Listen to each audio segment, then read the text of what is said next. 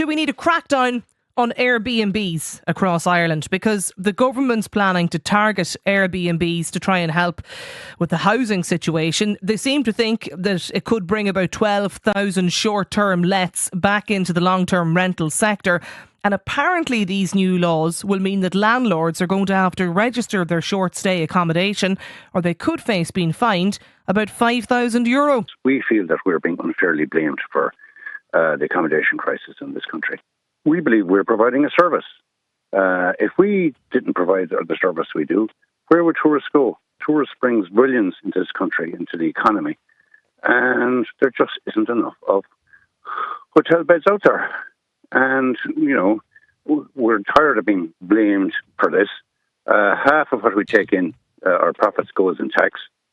And if we weren't here, what would happen to the tourism industry? We don't want Barcelona happening here, where tourists are, targeted specifically because locals can't get accommodation. My only issue with it really is that we as a nation are so good at self-regulation.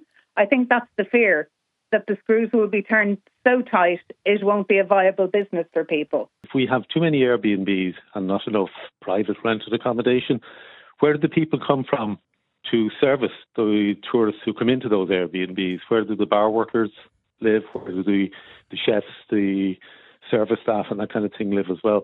So I think it's really a question of balance. I don't think it's very extreme to say that people can't do what they want with their own property. But at the same time, I don't think we should allow too many Airbnbs in, for example, where I'm from here in Galway, where you can see a proliferation of lockboxes on the streets in the last maybe 10 years or so.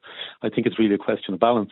And in West Cork, this listener says they're plagued with Airbnbs. If you look at Baltimore, people can't afford to live and work. Businesses work under capacity because they can't get the staff. People who rent homes are turfed out during the summer, and those prices are hiked up.